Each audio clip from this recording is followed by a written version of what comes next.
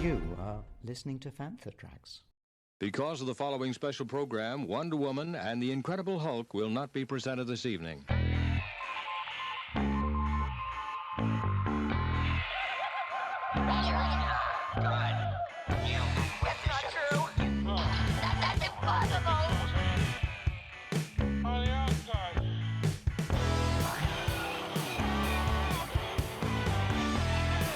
It's time to get all your Star Wars news in a single file. This is Making Tracks. Here are your hosts, Mark Newbold and Mark Mulcaster. That's not true.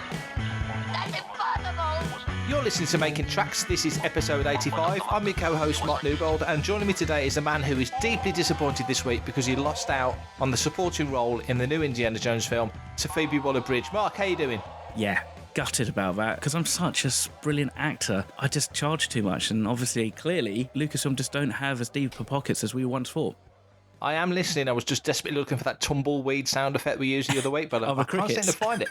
Anyway, how's your week been, Mark? How's your week in Star Wars been? My week's been good. I have had a lovely little delivery of the Lucasfilm 50th anniversary Phantom Menace Black Series figures, which look absolutely lovely. Yeah, and I took some photos, put them up on my Instagram page, and then swiftly put them into the display cabinet to be lost to the sands of time and stuff. As you do. But I'll tell you what, also, I picked up, finally, the Star Wars Archives, the Tashian kind of the 40th anniversary, like smaller cut down version of a book. Yep. Got that, which I've had my eye on for like ages. So that's still in its shrink wrapping, and I'm looking forward to breaking that open very soon. So yeah, how's your week in Star Wars been? Well, one, I can't believe it's a week. I can't believe it's a week since we last sat down and spoke because it has gone like that. It's been good. Latest issue 2 of IDW's Horror Republic has come through, so I'm looking forward to reading that. Had a good chew through Skywalker Family at War, Kristin Baver's book, and reviewed that on the site. Really enjoyed that. That's well worth getting. Is it? Because I've got it, yeah.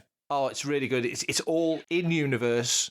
Essentially, it's a biography of the Skywalker family told as if you live in the galaxy, and it's a novel size, if that makes sense. It's a hardback book size. I was expecting it, because it's DK, to be a great big book, but it's not. It's like a novel. It was really, really good, so highly recommend that. That is interesting because I got back the other week and I was putting away my copy of Afra this week and trying to eke out a few extra inches into the bookcase, and I wasn't sure where I put that. Do I put that in with the novels, or does it go in with the reference stuff? But it sounds like it's got to go in with the novels. I would put it in with the novel. That's what I will put it in with the novels, because obviously before it was all Delray, wasn't it? It's for the most part, and now you've got Disney books and other stuff. But my bookshelves definitely since Solo and that and The Last Jedi, all those books just come in all different shapes and sizes, and it just does my OCD in. Nothing beats literally a bookcase of books all the same height. But yeah, now it just looks like a high-rise kind of like silhouette, doesn't it? It's just it's Coruscant at night. It is, yes.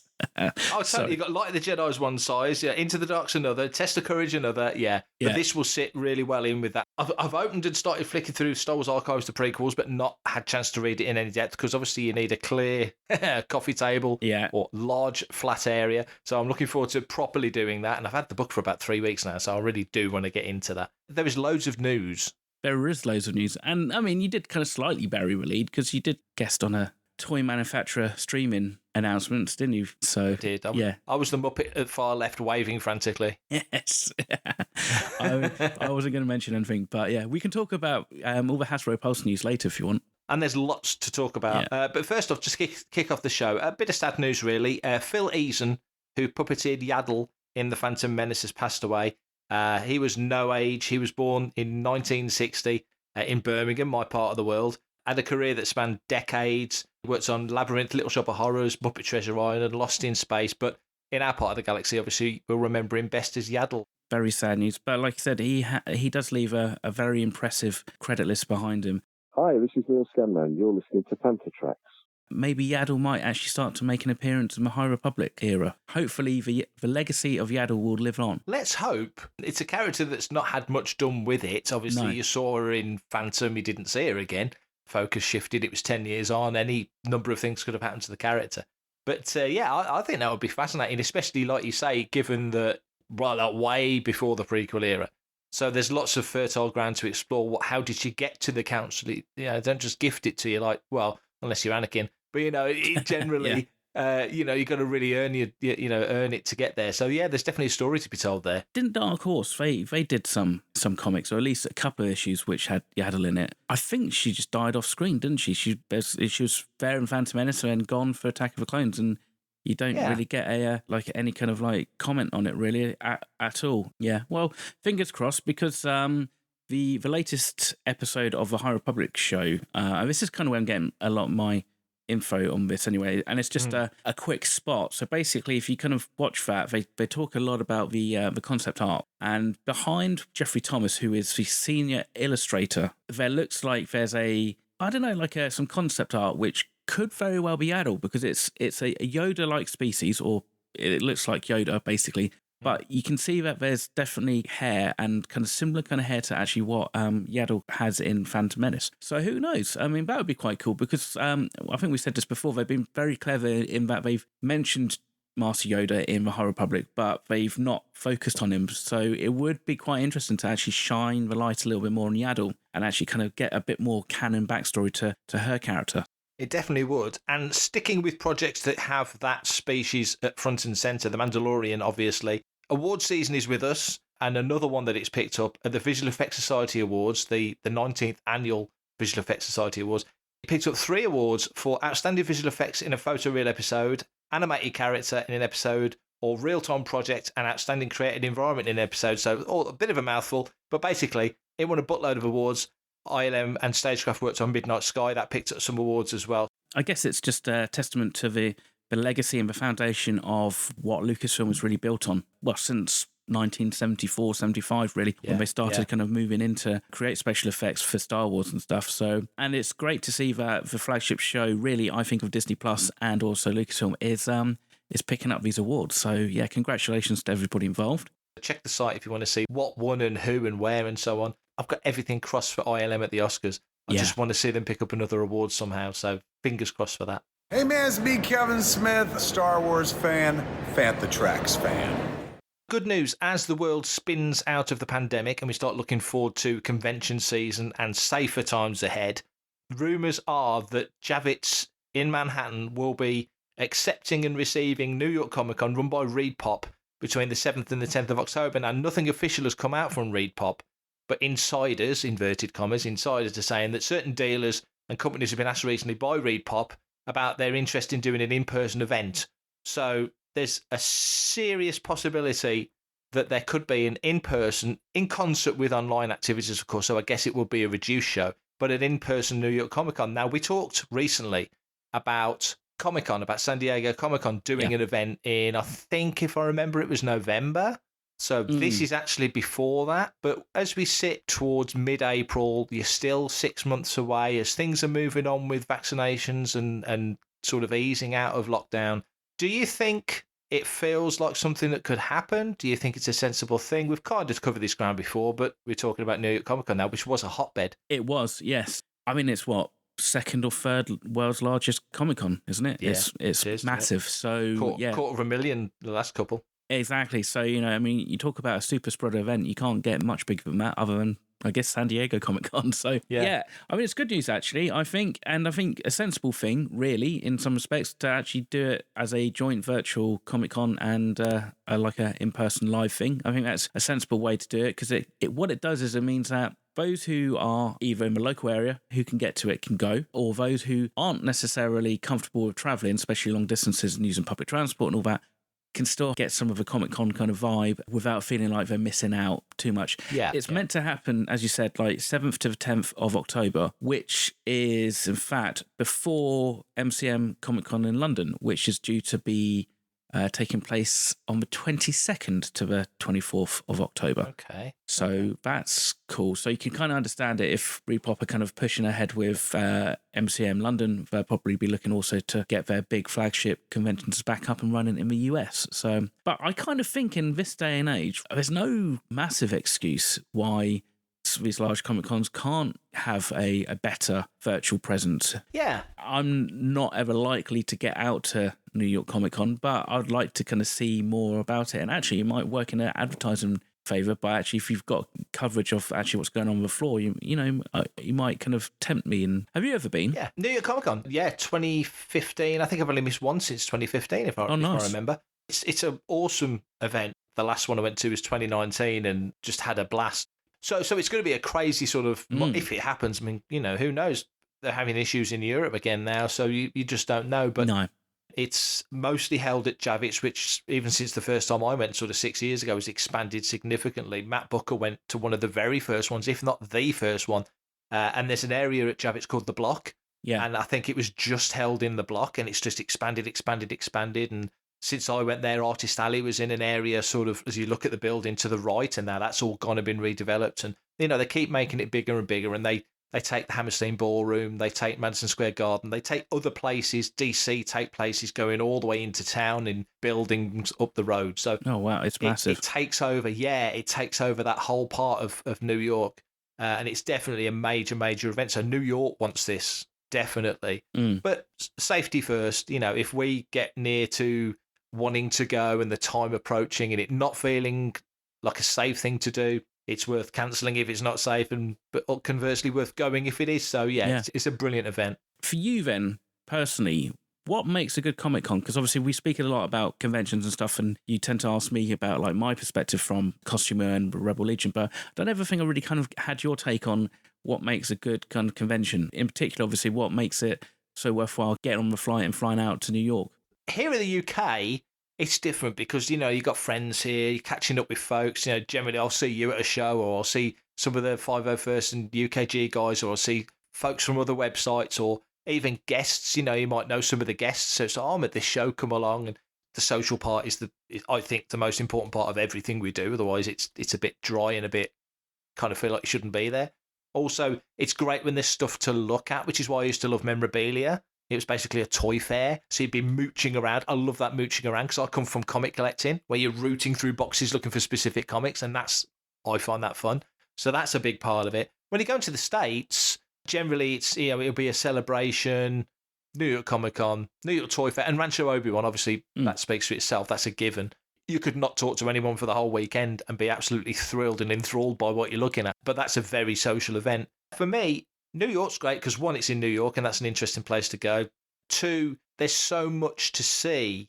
It's not a celebration. You'll never be able to do every panel you want to do at Celebration because they clash, And New York Comic Con's the same. But of course, Comic Con's different because it's not just Star Wars. It's everything. There's stuff there I've never even heard of because I don't keep up with the anime stuff and all that side of it. So it's fascinating to see stuff that you're not familiar with. And there's just a really good buzz about it, which I think I've got to say Repop do really well. There's an atmosphere at their shows. Something cool's going to happen. They'll have great guests. So going back to what you said a minute ago about the online element, which I think now it will increasingly and should become a real staple of conventions because, you go to Comic-Con, you go into some of the big rooms at Comic-Con. The one time it was when the X-Files was coming back and Gillian Anderson was on stage and another time we saw Kevin Smith in there. Sarah Michelle Gellar was on stage when she came into Rebels and stuff like this, So you see all these cool people in these talks. So there's great content generating stuff for the website, which is always attractive. It's a real mixture of things. I mean, like you say, when you go to a show and it's like, ugh, that was a bit. I could have missed that one. I think what it is when you can be in a hall and you can just hear people cheering and screaming like from the other hall and stuff. Yeah. Even if you don't actually know what the hell's going on, it's just you just kind of go. There's excitement and there's like energy. Like you said, it's like an atmosphere. When we start to go to these bigger shows, how much trepidation there is from the general public about social distancing and stuff like that, which is going to play a part. I mean, I had a Zoom chat last night with some rebels, and that was a topic of conversation. Really, it's just like how people are all thinking and feeling, and everybody's generally on the whole kind of looking forward to getting back out there. There is that caveat of like, I really want to go, but if it's safe or as long as there are good provisions, I ain't going around licking windows and door handles, so I think I'll be okay. But I want to feel that electricity, and just going back to New York Comic Con. That show is that's what it's all about. It's just that buzz. It's like Celebration. When we walk through the doors of Celebration for the first time, wherever it may be, you get that little tingle because this show represents what we are as fans. Hello, I'm Ahmed Best, and you're listening to Fantha Tracks. So it might feel like a story that should have come out on the 1st of April, but we posted it to the site on the 9th. But apparently, the magicians at Disney have somehow made what they are referring to is a real working lightsaber. Now, I'm going to read the little piece that was posted on the site. There's not a lot of information. They wouldn't allow photographs, and it was a blink and you'll miss it moment. But nevertheless, this is what they said. So at the presentation, as it was winding down, Damaro appeared in Star Wars Galaxy's Edge at Disneyland Park, teasing viewers that more is to come from the Disney parks, and said that fans never know what they'll come up with next, before showing something that we didn't see coming. Damaro pulled out a lightsaber emitter, similar to those that you'd purchase from Galaxy's Edge, turned it on, and a true to life, just like the movie's lightsaber blade rose up, before cheekily adding, "It's real." Now, Disney previously filed a patent for a sword device with retractable, internally illuminated blade in 2017, and this seems to be the first real glimpse at that technology in action. A portion of the video in which the lightsaber was demonstrated went by quickly, so it's difficult to say just what it's made of or how exactly it works. So they've teased us with something that looks like a lightsaber.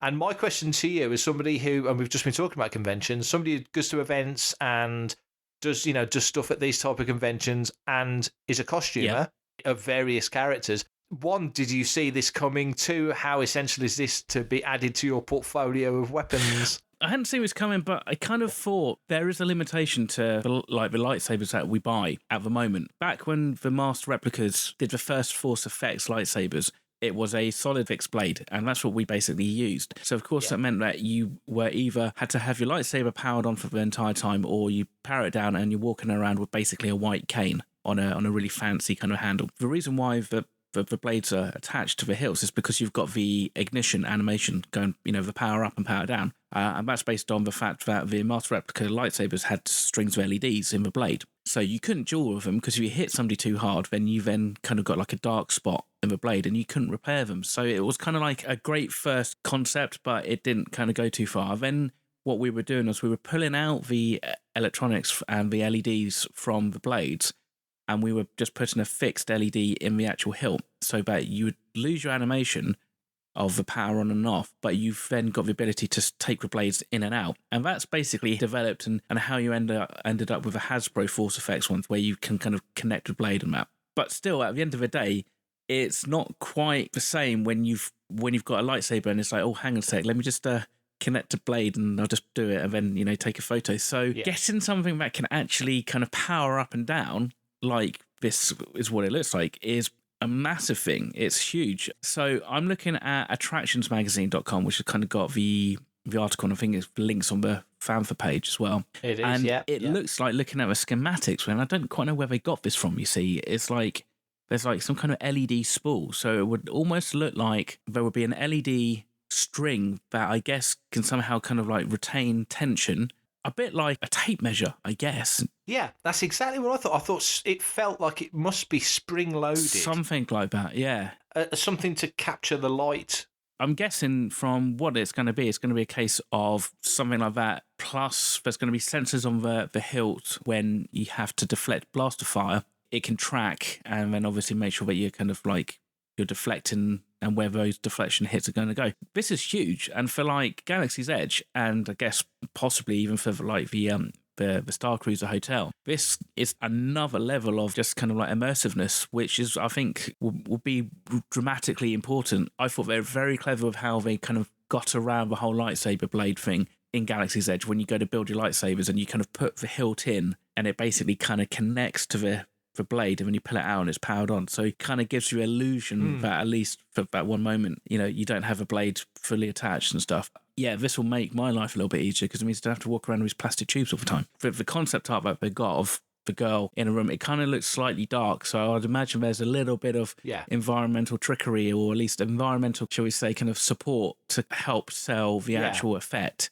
The question will be is whether or not these will be something that you have for an experience, or if it's something that you could then actually pick up in the gift shop at the end of the attraction. But yes, I mean, this is just a great example of Disney Imagineering just being at the top of the game and problem solving something that has bugged people for years and years and years.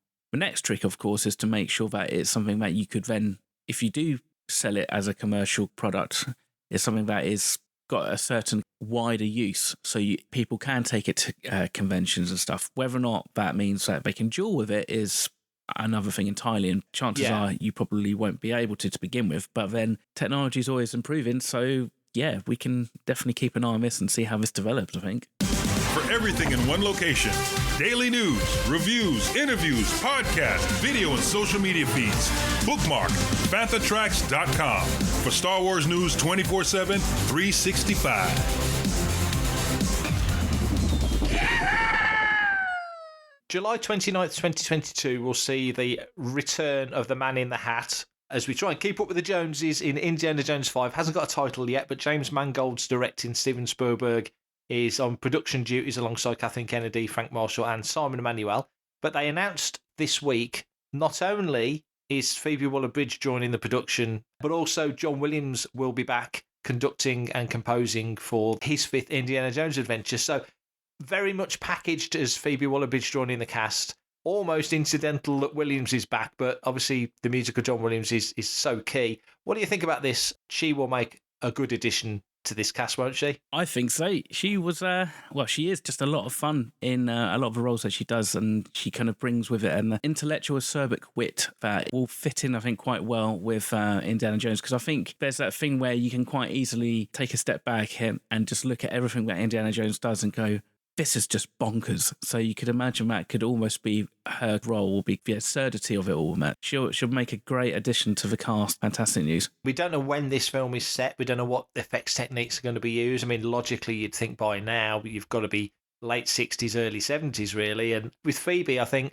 she could be the big baddie. Yeah. She could be an assistant to the professor, who venerable professor now, Indy. She could be completely unrelated. Obviously, rather young to be a romantic interest, given that Indy is pushing 80 at this point. Could be a bit awkward. Yeah. It could be a bit awkward. To me, she's got that very 30s, 40s vibe about her. If the film is contemporary to the age of the lead actor, then you are in the 60s and 70s. I just feel we're going to get flashback sequences. She just feels like that kind of actress to me. I know she's very, she was in Fleabag, she was great in Solo, the role she played in Solo and all the other things that she's done, and obviously Killing Eve is phenomenal. But there's just something about her that screams 20s, 30s. I've got a feeling she could be a flashback character. I don't know. I literally know nothing, but just stoked that she's in. And John Williams coming back. 3 of the great movie scores, Raiders, Temple of Doom, Last Crusade. Crystal Skull had some great moments, but I wouldn't call it one of his greatest scores, but he's doing it again. Fair play to him, because, God. Pushing 90. I was going to say, by then he's going to be easily 90, isn't he? So, you know, it's like you said, the last Indy's score wasn't great.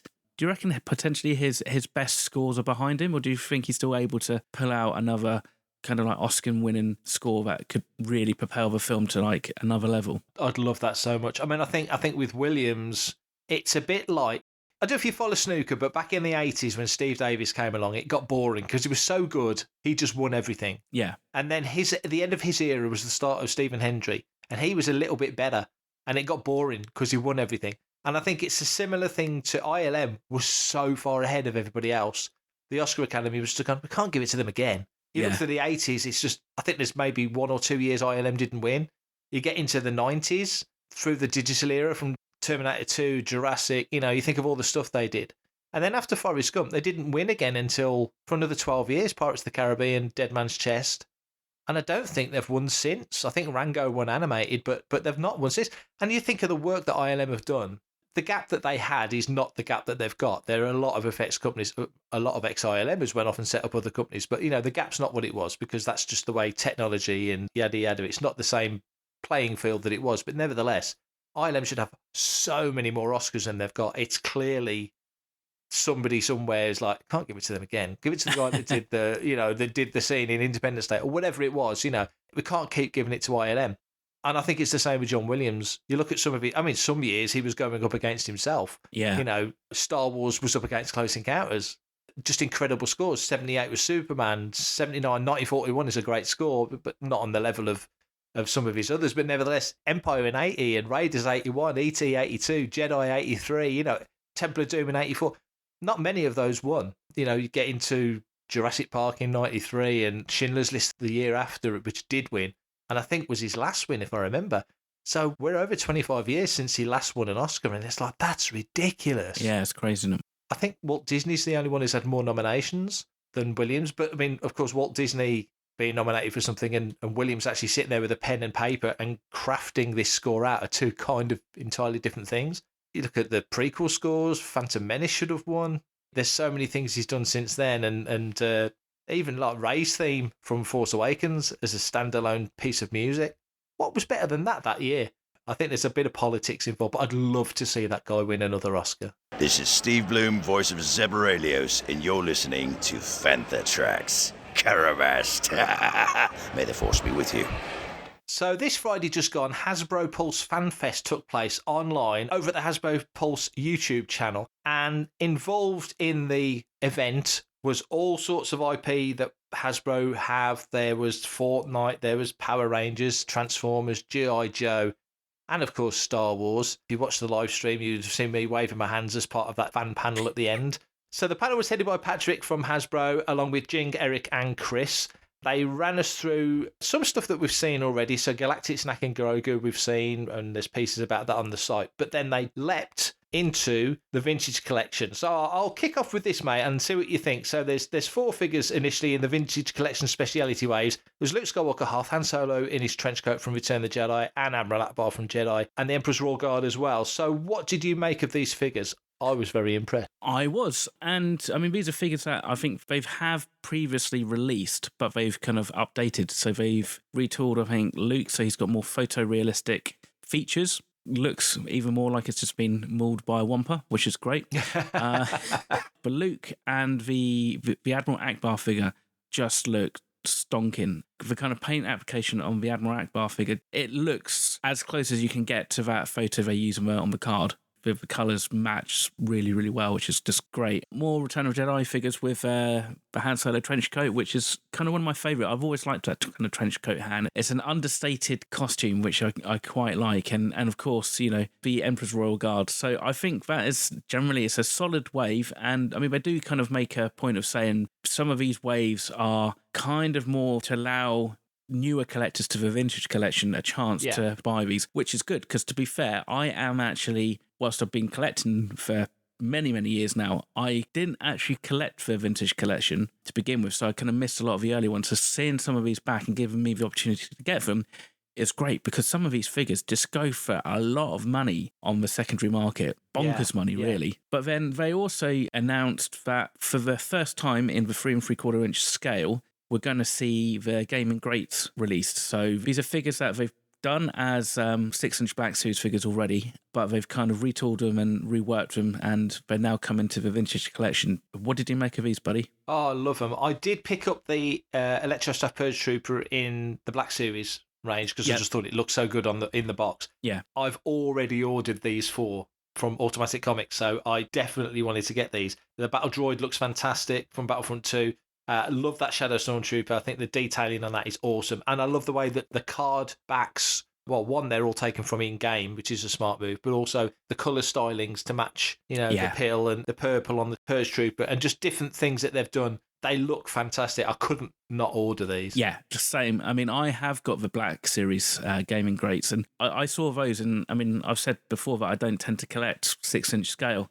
But when they do a series like that, which is kind of fairly small and limited, it's quite nice. And to now see them as 3 3/4 with the kind of the vintage style card backs as well, I really kind of rate that. And like you said, the colours, there's a nice synergy and complementary colour scheme between the figures and the artwork. So yeah, they've been pre-ordered. But what's interesting about these is that it's a nice series that can just be expanded upon quite easily. They then went on and kind of showed us figures that we've already seen in the pipeline release, with the General Lando Calrissian figure from Return of the Jedi and the Aurra Sing figure. And they kind of went into a bit more detail about how they've had to adjust some of the details with Aurra Sing because her antenna or something. Oh, the antenna. Yeah. Because it was interesting, because when I saw the image, I was like, it looks a bit thick, but it makes sense. But actually, they probably struggled to kind of reproduce that kind of easily. And they also then kind of jumped onto the Bad Batch, gave us some images of Tech. It's the last figure to be like previewed anyway from the Bad Batch. So still don't have any in the 3 3/4 inch range, which is a bit annoying. But he does look cool. So hopefully these will kind of come to my smaller scale at some point. And then, they capped it off, of course, with a couple of Mandalorian figures. Yeah, Zero, voiced by Richard Ayoade. Season 1 and Season 2 is worse shape in Season 2. better shape in season 1. Beautiful looking design. And I think there was a scratch tool there. And then Cosca Reeves, which again looks fantastic. And I got my order in from all the cool stuff for Cosca. Just looked too good. Couldn't miss out on that. And then a couple of bigger items they revealed. The first being the Wedge Antilles Black Series Premium Role Playing Helmet. So this is a 1-to-1 scale wearable X-Wing pilot helmet, similar in design to the Luke Skywalker Red 5 helmet they released the other year, but this has got the Wedge Antilles paint scheme. But what's quite fun about this is that, as with a lot of the Black Series helmets where you have sound and light effects on it, you have the Battle of Yavin, or you have the option to have the Battle of Hoth sound effects, which is quite a nice touch. They're paying kind of homage to the fact that like Wedge was basically in more than just one battle scene, which is great. So if I don't buy it, which I probably won't because it's not, I don't tend to get the premium sort of stuff like this. Yeah. But if I knew somebody that had one, I would certainly want to have a listen to that. I think that could be fascinating because essentially I would imagine they've done it so that it's the Battle of Hoth as if you're wearing that helmet flying through the Battle of Hoth. You know, you'll hear the lines from Empire, but I don't suppose you'll hear the music. You'll hear the effects. Yeah. It's what they were listening to. That's my gut feeling of what you'll get. So I'm fascinated by that. Ironically, it's something that we've done before. Back when I first became a pilot, when I cleared my costume with the RL, some of the members, they would have a small MP3 player just attached into the actual helmet, and it basically had X-Wing chatter just on a loop. It wasn't for us as such, but like every now and again you would give the helmet to a kid to wear for photo op. So they put the helmet on and then you'd kind of hear like a loop of like, you know, Red 5 standing by, Red 6 standing by, and all that kind of stuff, which was quite fun. So it's great to see that this is going into like a mass production. Obviously, I'm guessing just by the look of it, this is basically a repaint of the mold from the Red 5 helmet, because why wouldn't you? I mean, the helmets should all basically be the same. So I've painted my Wedge Antilles helmet myself, so it does look good. So I probably will get this, but it will look great on display. I think it will probably make its way into the collection when it gets released later this year. You talk about retooling and reusing things. Wedge's helmet is probably Luke's helmet adjusted. Another vehicle that is probably utilising other already out there vehicles is Antok Merrick's X-Wing from Rogue One. Yeah. But what they've done, not only can you only get Merrick with the vehicle carded as well, and he won't be released anywhere else, certainly not in that packaging. They've took the X-Wing, it's probably Red 5, and they've obviously redecoed it. But it sounds like they've put a lot more detail into it. Looking at it when you watch the playback, just looks phenomenal. No release date yet. They've not said exactly where it's coming outside of the States. So they're saying no release date. It's a Target exclusive in the States, Toys R Us in Canada, fan channels in the UK, out back end of the year. But the finer details haven't been sort of nailed down yet. So it looks amazing. I'm all over this. I'm totally getting this. Yeah, this got a lot of people excited, and myself included. Fair play to Hasbro, because they could have literally just changed the paint scheme and then sent it on its merry way. But the fact that they've spent more detail in the cockpit, and you know, there's a vacated R2 slot as well, which is handy, so you can put various R2 droids in there. It's great. And having a figure with it as well, which is great news. It's not so necessarily great news if you're just a carded vintage collector and you're not interested in the vehicles. It just means that either you've got to buy the vehicle and sell it on afterwards, or you've got to get the carded figure in the secondary market. I've got all my stuff ordered, and what's interesting is that all this stuff is available on our Hasbro Pulse website as well as various different retailers, but I found it was cheaper to actually order it from the different retailers rather than from the Hasbro Pulse site. So I actually ordered all mine from Star Action Figures, and it was like £5 cheaper for vintage figures, and I think a similar kind of price cheaper for the gaming greats. So interesting. I think we were thinking the Hasbro Pulse would be the place we'd start to be able to buy the figures either slightly cheaper or, you know, more readily available, but doesn't seem to be the case. That is interesting. You wouldn't expect that. You would certainly expect Hasbro Pulse to be the cheapest option. I'm glad though, in a way, that it's not.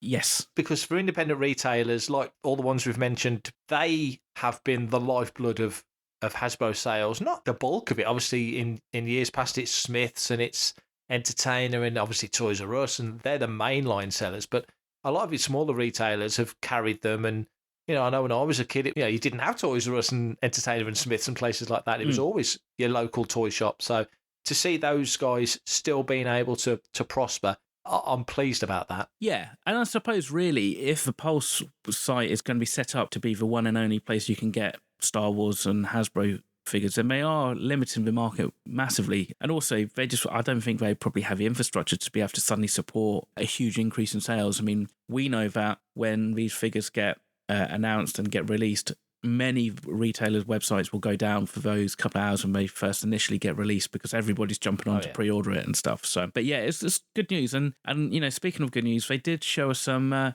further kind of glimpses of the upcoming release of the Razor Crest from the HasLab. Yeah, it looks like they're quite a way down the line now, sort of talking about, you know, some of the molds coming out. And it sounded, when Chris was talking, like they're at the point where, you know, they can pull a final version and almost do a snagging list. Yeah, that's right. Find the little errors and such. That really bodes well for the fact that, you know, we're not that far away from this thing landing. I don't think they've given a specific date. I think we're looking at November, if I remember correctly. They just said autumn, didn't they? Or early autumn. So yeah, I mean, but with these things and something the size of it, that's going to change and slip them out, depending on obviously how the kind of the QC kind of process goes. To be able to see it on the display stand, it looks really, really nice, and it looks properly high end. It doesn't look like something that could be from the same company that makes Gobble Me Up, Hungry Grogu, or whatever the hell that thing is. So it looks great. I can't wait to see it. But yes, it sounds like they're at the point where they've got the final prototypes in, and they're just kind of going through it, checking off all the things, making sure the canopy fits correctly, and it's all going to just be a very happy lot of Hasbro supporters when it starts to arrive, I guess, late in the year. I would imagine Hasbro walked away from that, not only with Star Wars, but with their other IPs, quite quietly satisfied how well it went. I think so. I mean, I kind of flicked through the feed and stuff. My only concern is Star Wars. So having it right at the end, I think they knew exactly what they were doing by holding it back. Everything that I saw, because I saw some of the stuff of Transformers and a little bit of Marvel, I mean, it's all really such a high kind of like level of production now as well. It seemed to flow really well, and it just seemed to kind of be pretty seamless. So I think they would be happy. So it's also good to see Hasbro mention their From the Vault fan vote for the Vintage Collection, which was already up on their site and on Fanthatrax, which gives you a chance to go and vote for one of 5 figures. So the figures were Starkiller,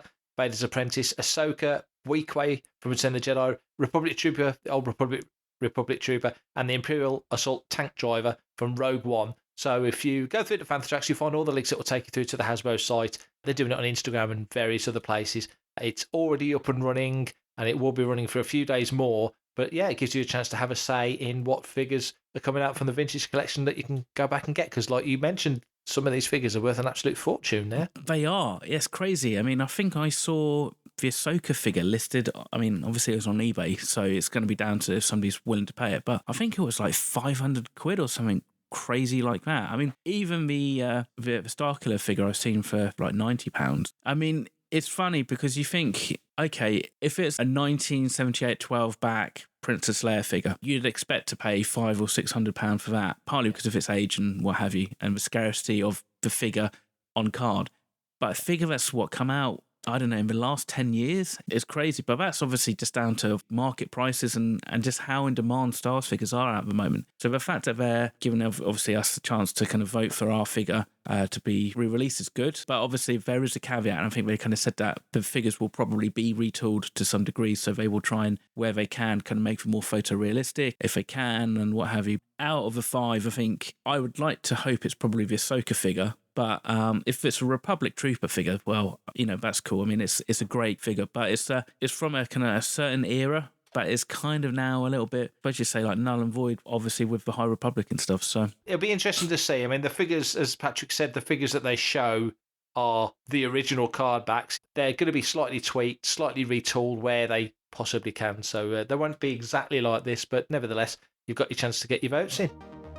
So I think that's all we've got time for today. Thanks for listening. If you've kind of made it this far, well done. Pat on the back, gold star and all that. No listeners' question this week. As always, if you want to get in touch and if you need to find out how, you can listen to Mark and he will tell you how you can do it. I will. If you want to be a part of the action and stay updated on all the latest Star Wars news, visit fanthatrax.com or check out the free Fanthatrax app through the App Store to follow us on your mobile device. You can reach out to us and send in your listeners' questions by emailing radio@fanthatrax.com. And as Mark just said, said, no questions in the sack at the moment, so we need loads of questions, and we will. We will talk about anything. Comment, like, and share on any of our social media feeds at FantaTracks, and be sure to subscribe, leave a review, preferably a 5-star one, on Amazon Music, Audible, Apple Podcasts, Google Podcasts, Spotify, or your podcatcher or smart speaker of choice. And as always, thanks to James Semple for composing the FantaTracks intro, Adam O'Brien for our Making Tracks opening music, and Mark Daniel and Vanessa Marshall for our voiceovers. Episode 85 in the can, and now I can pass out now. Nobody cares now. I'm done. You're done. Well done. You're well done. You stay safe. Take care. Have a good week. Everybody else, you do the same. May the force be with you, and we'll see you at the next episode. Take care. Coming up next on FantaTracks Radio, it's another episode of Making Tracks.